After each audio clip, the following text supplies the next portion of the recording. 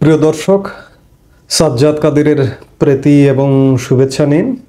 এই মুহূর্তে আপনাদের সামনে কথা বলতে এসেছি, পুলিশ কেন সরকারের কথা শুনবে, এই প্রসঙ্গটি নিয়ে কথা বলবো। পুলিশ সরকারের কথা শুনে বিগত আওয়ামী লীগ সরকারের সময়কালে রাষ্ট্রের জানমালের নিরাপত্তা দিতে গিয়ে পুলিশ আজকে ভয়ঙ্কর বিপদের মুখে। সেই আন্দোলন বা সেই সহিংসতা সময়কালে পুলিশকে ভয়ানকভাবে বিপদের মধ্যে ফেলানো হয়েছিল। বিভিন্ন তথ্যের সূত্র বরাত দিয়ে জানা যায় যে প্রায় ৩২০০ পুলিশ হত্যা করা হয়েছে। সত্য মিথ্যা তদন্ত সাপেক্ষে জানা যাবে, কিন্তু তদন্ত হবার সুযোগই নেই। এই ৩২০০ পুলিশ হত্যার ইনডেমনিটি জারি করেছে এই সরকার। ৪ শতাধিক থানায় হামলা চালানো হয়েছে এবং অস্ত্র লুটপাট করা হয়েছে, থানায় আগুন দেওয়া হয়েছে। সেই পুলিশের গায়ে রক্তের দাগ আছে, পুলিশের শরীরে ক্ষত আছে। সেই পুলিশ কেন এই অন্তর্বর্তীকালীন সরকারের কথা শুনবে? এবং পুলিশকে হত্যা করেছে কে? পুলিশের উপর হামলা করেছে কে? পুলিশের থানায় হামলা করেছে কে? পুলিশের অস্ত্র লুট করেছে কে? এই যে জুলাই আগস্টের সহিংসতাকারীরা। এবং এই সহিংসতাকারীদের, পুলিশ হত্যাকারীদের এবং হামলাকারীদের, অস্ত্র লুটকারীদের বিচার ইনডেমনিটি জারি করে বর্তমান সরকার বন্ধ করে রেখেছে। তাহলে পুলিশ নিজেদের ভাইকে হত্যার, নিজের শরীরে ক্ষত নিয়ে পুলিশ কেন এই সরকারের কথা শুনবে? শুধু তাই নয়, আমি ধরে নিলাম যে আওয়ামী লীগ সরকার অন্যায় নির্দেশ দিয়েছে বিগত সময়ে, এই আন্দোলন সংগ্রামের সময়, কিন্তু আসলে তো অন্যায় নয়। জানমালের নিরাপত্তার জন্য পুলিশ দায়িত্ব পালন করেছে। আপনি মেট্রো রেল পুড়িয়ে দেবেন, আপনি টেলিভিশন ভবন পুড়িয়ে দেবেন, আপনি সেতু ভবন পুড়িয়ে দেবেন, বিভিন্ন স্থাপনা সরকারি পুড়িয়ে দেবেন, আর আপনাকে পুলিশ আদর করবে? পুলিশ মেরেছে এই কথাটাও আসলে শতভাগ সঠিক নয়। কারণ এই যে জুলাই আগস্ট সময়কালে সাধারণ মানুষ বা ছাত্র জনতা যে হত্যাকাণ্ডের শিকার হয়েছে, সত্যিকার অর্থে তদন্ত করলে বেরোবে যে এই যে আন্দোলনকারীদের ভেতরে লুকিয়ে থাকা শুটার, স্নাইপার বাহিনী আসলে সাধারণ মানুষকে হত্যা করেছে, পুলিশকে হত্যা করেছে। সেই জায়গা থেকে পুলিশ শুধুমাত্র জানমালের নিরাপত্তার দায়িত্ব পালন করেছে। জানমালের নিরাপত্তার দায়িত্ব পালন করবার কারণে আজকে শত শত পুলিশ বিচারের সম্মুখীন, মামলার সম্মুখীন। আইজিপি থেকে শুরু করে বিভিন্ন পর্যায়ে থানার ওসি পর্যন্ত, এসআই পর্যন্ত বিচারের সম্মুখীন, মামলার সম্মুখীন, রাষ্ট্রের নিরাপত্তা দিতে গিয়ে। আজকে সেই সরকার, এই যে যারা আন্দোলনকারী ছিল তাদের নিয়োজিত সরকার, অনির্বাচিত একটি সরকার পুলিশকে নির্দেশ দিচ্ছে যে আওয়ামী লীগের মিছিল ঠেকাতে।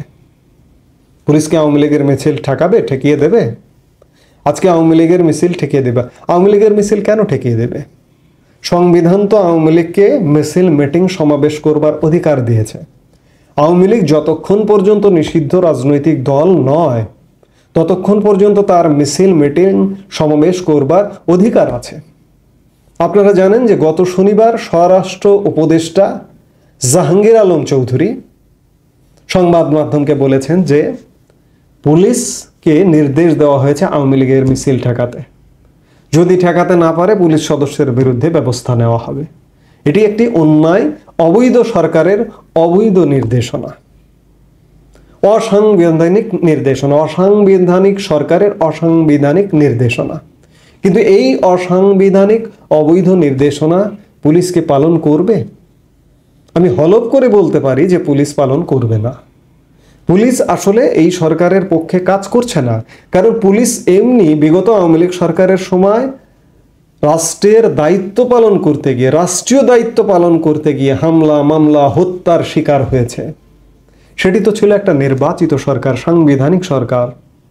আজকে অসাংবিধানিক অবৈধ একটি সরকারের নির্দেশনা পালন করে পুলিশ যদি দমন পীড়ন করে, এই পুলিশের কি ভয় নেই যে এই অবস্থা থাকবে না, এই অবস্থার পরিবর্তন হবে? আজকে যারা দমন পীড়ন করবে তারা আগামী দিনে বিচারের সম্মুখীন হবে। কেউ চায় নিজে নিজে বিচারের সম্মুখীন হতে? চায় না।